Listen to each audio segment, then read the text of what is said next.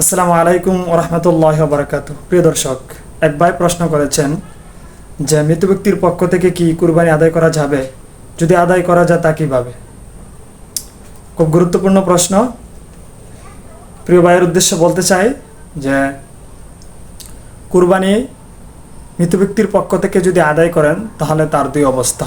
হয়তো মৃত ব্যক্তি নিজেই ওসিয়ত করে গেছেন অথবা ওসিয়ত করে যায় নাই, আপনি ইসালে সওয়াবের উদ্দেশ্যে কুরবানি করছেন, দুটোটাই জায়েজ। প্রথমটা নিয়ে একটু কথা বলি। যদি ওসিয়ত করে যায় তাহলে সেটার ব্যাপারে দলিল কি? এই ব্যাপারে আমরা একটা হাদিস পাই, আবু দাউদ শরীফের 2790 নম্বর একটা হাদিস আসছে। হাদিসটা বর্ণনা হয়েছে হানাস রহমতুল্লাহ আলাই থেকে। আন হানাসিন রহমতুল্লাহ আলাই কল রায়তু আলিয়ান রাদিয়াল্লাহু তাআলা আনহু ইউদাহি বিকাবশাইন ফাকুলতু মা হাদা। হানাস রহমতুল্লাহ আলাই তিনি বলছেন যে আমি আলী রাদিয়াল্লাহু তাআলা আনহুকে দেখলাম দুইটা ধুম্বাকে তিনি জবাই করছেন, কুরবানি দিচ্ছেন। তখন তিনি জিজ্ঞাসা করছিলেন যে মাহাদা, কার পক্ষ থেকে করছো বা এটা কি?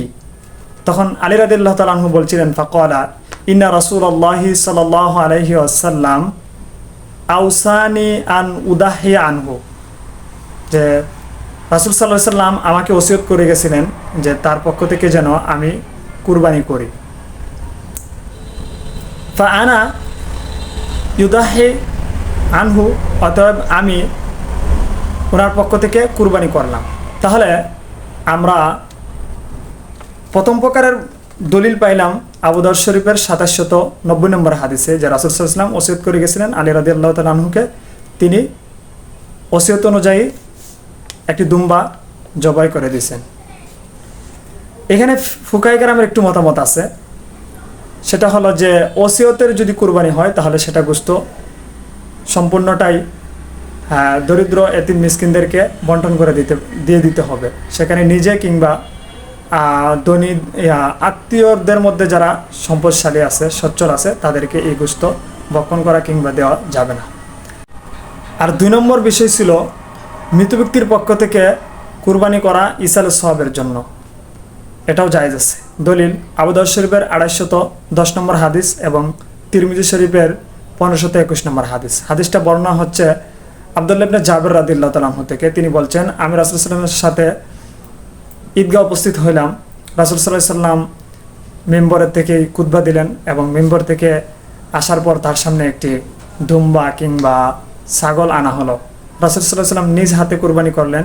অতঃপর তিনি বলছেন ফাকালা বিসমিল্লাহি আল্লাহু আকবার, তিনি বলছেন বিসমিল্লাহি আল্লাহু আকবার, এরপর বলছেন হাযা আন্নি ওয়া আম্মান লাম ইউদাহা মিন উম্মতি, এই কুরবানিটা আমার পক্ষ থেকে এবং আমার উম্মতের ওই সমস্ত লোকদের পক্ষ থেকে যারা কুরবানি দিতে পারে নাই।